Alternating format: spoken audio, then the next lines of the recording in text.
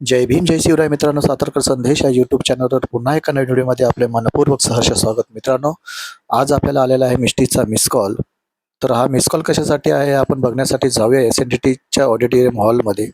तर मिष्टीने miss call का दिलेला आहे, तर मित्रांनो, आईवडिलांनी मुलीसाठी कशा प्रकारे गिफ्ट दिलेला आहे, मुलींना कशा प्रकारे प्रोत्साहित केलेलं आहे, तर हा व्हिडिओ कुठेही स्किप करू नका. खूप काही शिकण्यासारखं आहे या व्हिडिओमध्ये, बघूया आपण. लहानपणी वेडी घालल्यावर मार खायची. तिला किती वेळा वेडी घालल्यावर बरोबर सांग बरोबर का द्यायची त्यावेळेस ती बरोबर. आणि आपल्या समोर जोशी म्हणत होते ना, ते बाहेर यायची ना रडत, ते म्हणायची काय झालं अश्विनी भावे, आज मार खाल्लाच वाटतं, घ्या गुलाबाचं फूल. वा, हेच असतं. आणि आता ती साडी स्ट्रेटनिंग करायला घेऊन जाते मुलीला. खूप आहे, हट्टी खूप आहे, खूप प्रचंड हट्टी आहे. So good, so good. आणि हेच म्हणजे असं म्हणतात ना की म्हणजे असू पण शकतं आहे की एक मुलगी वडिलांच्या जास्त जवळची असते, पण इथे जरा वेगळं कनेक्शन दिसतं. वडिलांच्या जवळचीच आहे, माझ्याकडे काही लाड, वडिलांकडेच लाड आहे. अच्छा, माझ्याकडे हट्टी आहे. So good, so good. आणि ब्रीफली सांगायचं म्हटलं तर आतापर्यंत मिष्टीने कोरिओग्राफर म्हणून फिल्म इंडस्ट्रीमध्ये बरंच काम केलेलं आहे. नेटफ्लिक्स सिरीजमध्ये, सेक्रेट गेम्समध्ये सुद्धा ती होती, मंकी मॅन सिरीजमध्ये सुद्धा ती होती. करंटली जसं सांगितलं की DGP काश्मीरमध्ये डेझी शाहसोबत ती काम करते. तिने याआधी फराह खानसोबत असिस्टंट म्हणून काम केलेलं आहे. आणि बरेच असे प्रोजेक्ट्स आहेत ज्यामध्ये तिने खूप उत्तम काम केलेले आहे. त्यापैकी एक काम म्हणजे लहू मुलगे आणि नगाडा हे जे गाणं आहे, संजय लीला भन्साली यांचं रामलीला जो चित्रपट आला होता त्यामध्ये सुद्धा तिने असिस्ट केलेलं होतं. सो मिष्टी सुद्धा असं आपण म्हणू शकतो की पढी लिखी आहे काफी. अच्छा, डान्स सुद्धा केलाय. वा, म्हणजे हे तर फार महत्वाचं आहे की आपण शिकवत असताना, असिस्ट करत असताना सुद्धा परफॉर्म सुद्धा तिने केलेला आहे. सो एकदा जोरदार टाळ्या मिष्टीसाठी सुद्धा झाला पाहिजे.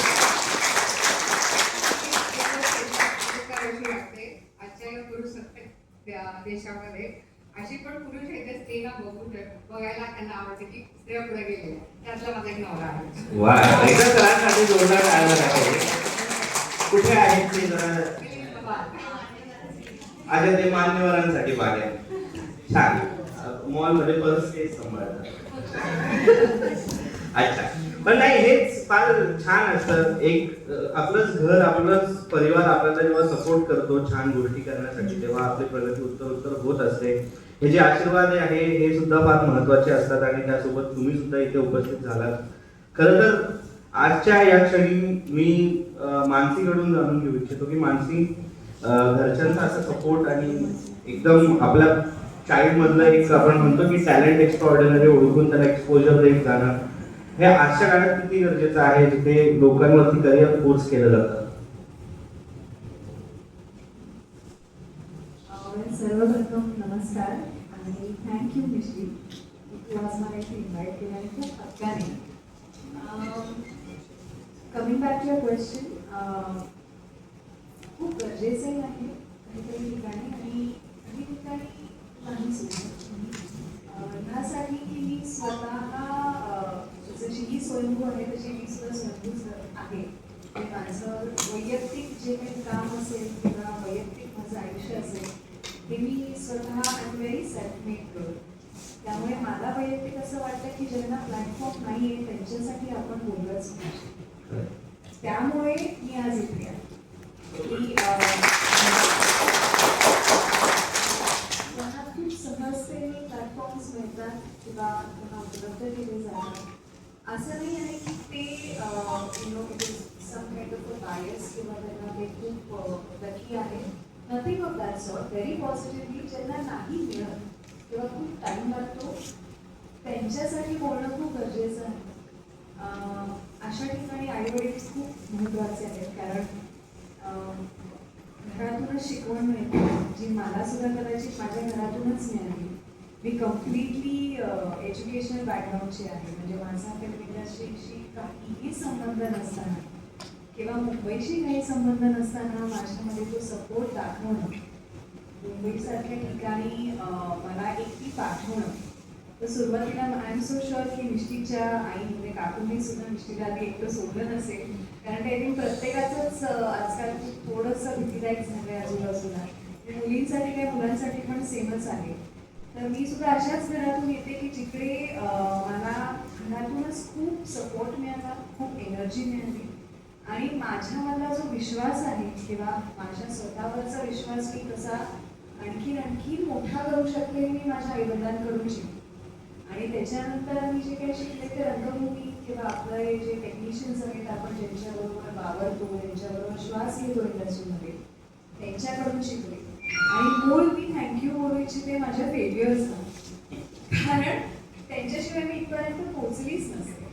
त्यामुळे मला असं वाटतं की जेव्हा एक कोणाला तरी जेव्हा गरज असते ना तेव्हा आपण इकडे उभं राहणं, असं नाही की मदत हे फार चुकीचा शब्द आहे, पण एक अनुभवाने, कारण माझा अनुभव आहे, तर मी मिस्ट्रीसाठी आज इथे अनुभवी काही मी जो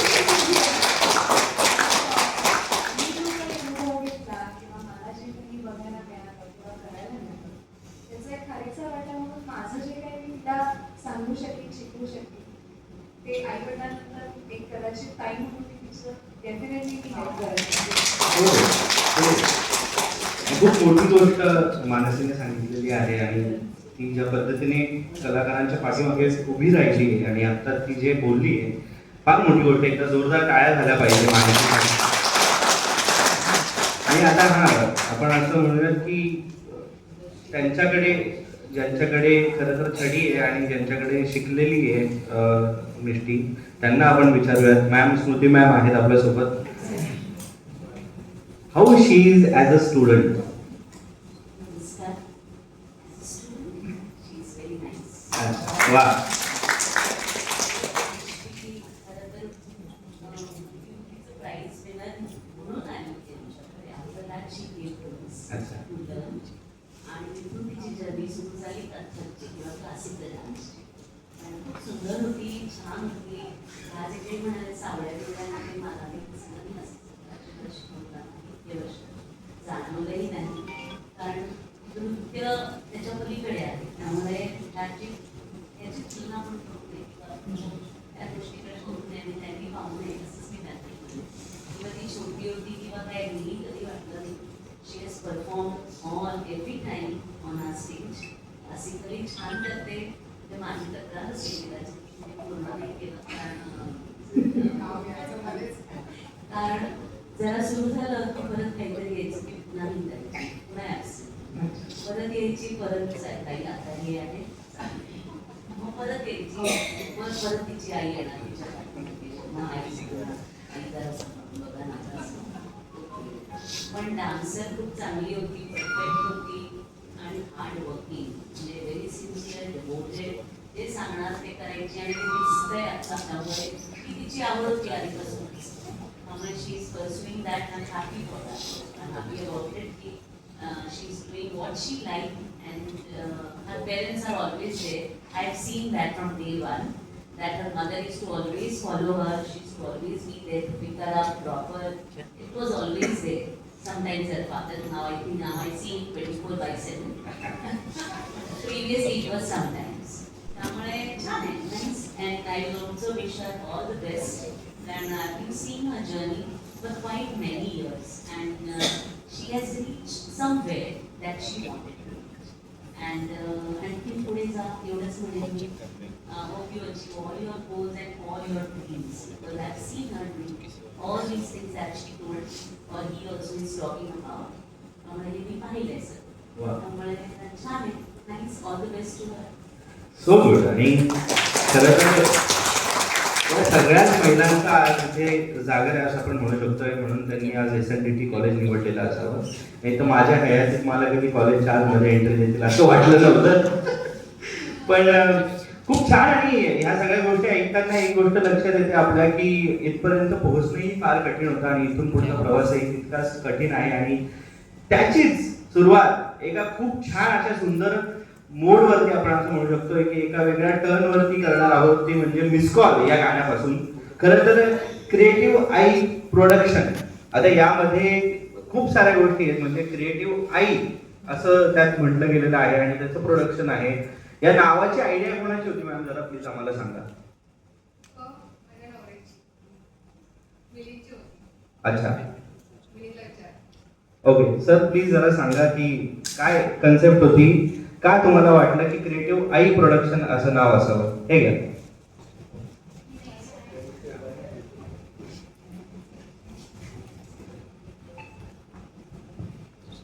सरांसाठी एकदा जोरदार टाळ्या झाल्या पाहिजे.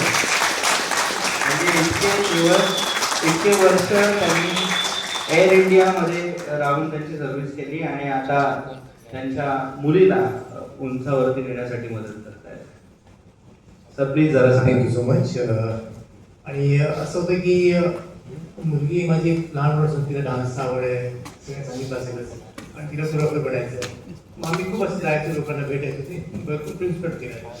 पण जर एक काहीतरी हे असतं म्हणजे या इंडस्ट्रीमध्ये ते माणसांना चांगलं ठाऊक असेल, इंडस्ट्रीमध्ये जरा हे असतं की तिथे ओळखी लागतात की आपण त्यात नसतो, आपले वरती कोण नसतं, असं आहेत भानगडी, डिटेल्स पण जात नाही.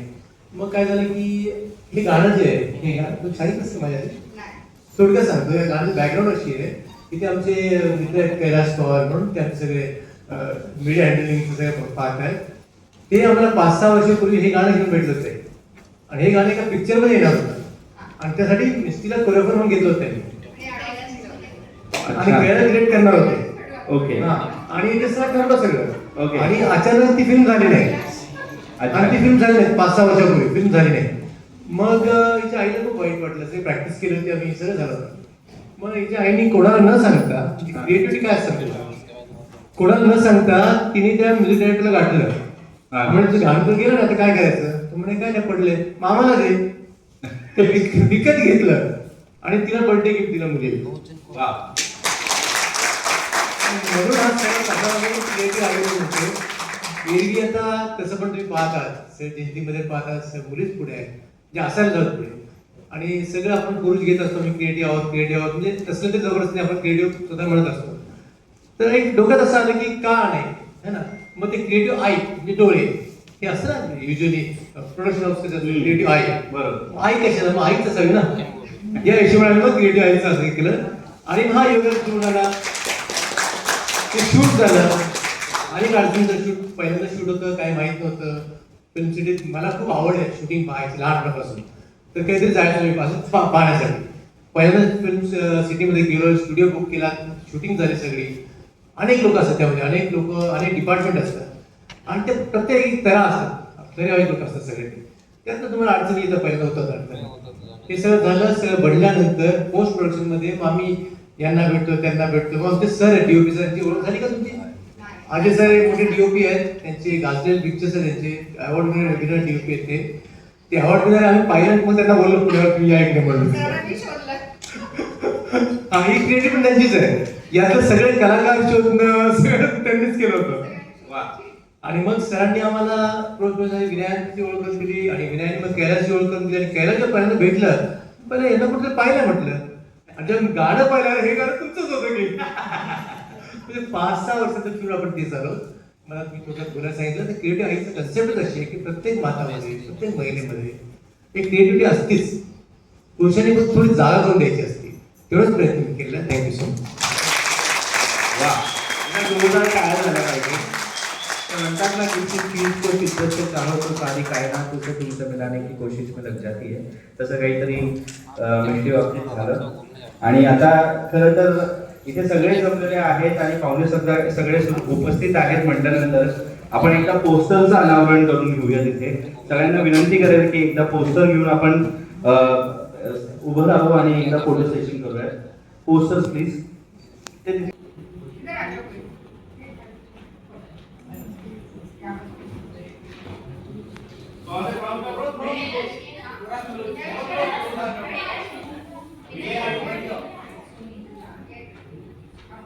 Media ready? Yes. Okay, on the count of 3, 2, 1, reveal.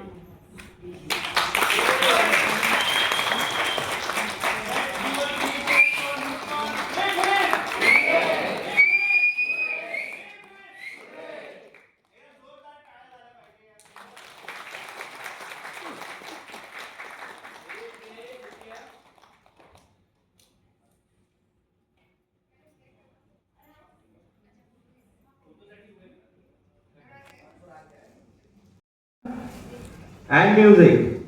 तुमच्यासमोर आहे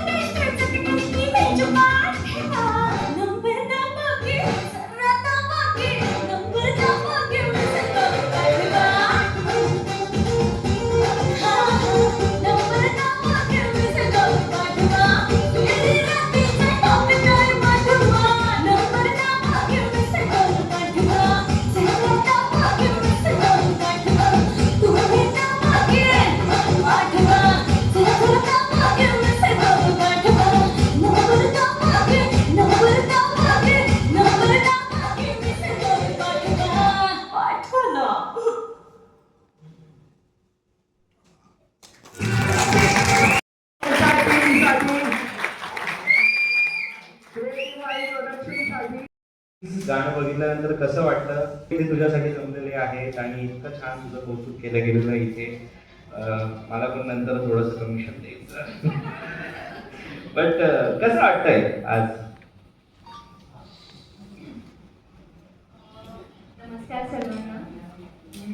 इथे उपस्थित मानसी ताई, स्मृती ताई आणि माझी आई, माझे वडील, पळसकर सर, योगी सर, माझे डान्सर, माझी सगळी टेक्निकल टीम, त्याला विनया, यांच्या ॲक्टिंग चांगली असल्यामुळे मी ॲक्च्युली आम्ही पार पाडू शकलो.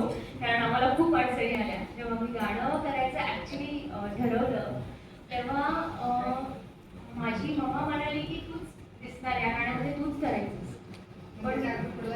पण हा मग एक मिनिट मी सांगते. आणि मी म्हणाली नाही, मी कोरिओग्राफ करेल, मी डिरेक्ट करेल आणि मला आर्टिस्ट मानसी नाटक या गाण्यासाठी. मला दुसरी कुणी नको आहे, मला ऍक्टर मानसी नायक हवी आहे. आणि तिच्यासाठीच आम्ही हे कोरिओग्राफ आधी म्हणजे मी विचार केलेलं सगळं लॉक होतं जे होऊ शकलं नाही कैलाशाने. त्यामुळे माझ्या डोक्यात होतं की मी कोरिओग्राफ करेन तर मानसी नायक नावलाच करेन या गाण्यासाठी. आणि समहाव ते पॉसिबल झालं नाहीये. पण मी शुअरच नेक्स्ट याच्यासाठी मॅमला माझं सौभाग्य राहील की मी मॅमला कोरिओग्राफ करू शकेन. आणि बाकी एक माझं काही पर्सनल बोलू शकते मी. Why not?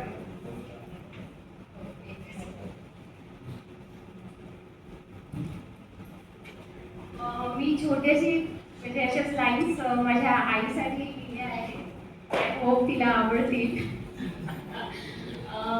म्हणजे कौतुक करायचं म्हणजे आई म्हणूनच नव्हे तर ती एक मैत्री, एक चांगली एक मैत्री, ॲक्च्युली खरी मैत्री, कारण मला मित्रमैत्रिणी जास्त नाही आहे. खरी मेंटर, खरी मला दिशा देणारी शक्ती म्हणू शकते मी. आणि छोट्याशा लाईन्स मी तुझ्यासाठी लिहिल्या.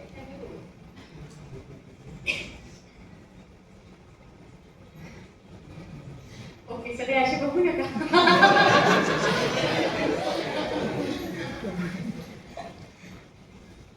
परियों जैसी दिखती है, जन्नत की शहजादी होती है, दुनिया की सबसे बड़ी योद्धा माँ होती है.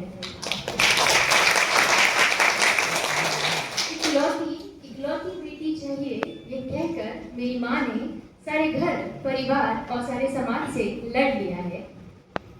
सारे घर परिवार समाज से लड़ लिया है। रुकना नहीं, झुकना नहीं, डरना नहीं, ये वो मुझसे हमेशा कहती है। मेरे हर संघर्ष में वो मेरे साथ खड़ी होती है, इसीलिए तो दुनिया की सबसे बड़ी योद्धा माँ होती है। सचती संवरती हूँ तो उसकी आंखें मुझसे हटती ही नहीं है। बड़ी से बड़ी मुश्किल आ जाए तो वो चट्टानों को भी चीर देती है। मेरी हर गलती पर उसकी ही तो हौसला अफजाई होती है। मैं और क्या मांगूं, जिंदा हूँ मैं उसके लिए ही तो, करना है सपना उसका हर एक पूरा।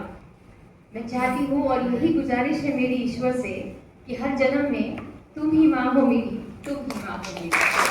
वाह! एकदा जोरदार टाळ्या झाल्या पाहिजे मिष्टीच्या आईसाठी सुद्धा आणि मिष्टीसाठी सुद्धा. आणि आता त्या व्यक्तीसाठी मी थोड्याशा ओळी लिहिल्या आहेत. मी चांगलं एवढं लिहित नाही, मी फर्स्ट टाइम ट्राय केलंय. बट मी एक असं म्हणजे म्हणतो ना, जी स्पेशल आपल्या लाईफमध्ये असतोच, माझा सुपर हिरो माझा डॅडी आहे. वा. आणि ते म्हणजे कधीच असं लाईमलाईटमध्ये यायला प्रयत्न करत नाहीत किंवा यु नो बॅकग्राऊंडला राहतात.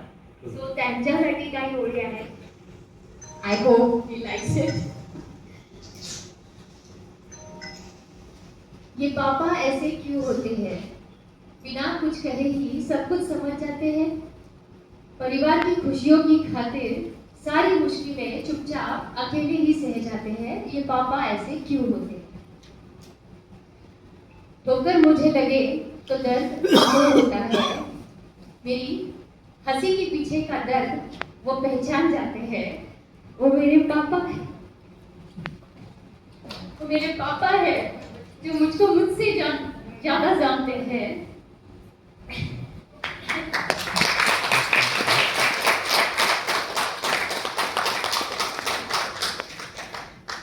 वो मेरे पापा है जो मुझको मुझसे ज्यादा जानते हैं। जानती हूँ मैं कि आप मुझसे बदले में कभी कुछ नहीं मांगोगे। जानती हूँ मैं कि आप बदले में मुझसे कभी कुछ नहीं मांगोगे, लेकिन हमेशा की तरह बचपन से लेके आज तक की सारी ख्वाहिशें पूरी करने के लिए अपने सपने दफनाओगे। लेकिन अब ये नाता मैं कुछ इस तरह निभाना चाहती हूँ कि मेरा नाम, मेरी पहचान हमेशा ही आपके नाम से जुड़ी रहे, और जो भी कमाओ मेरी जिंदगी से उस पर आपका सबसे पहला और सबसे बड़ा हक हो। सबसे पहला और सबसे बड़ा proud to be your daughter. वा, एकदा जोरदार टाळ्या झाल्या पाहिजे.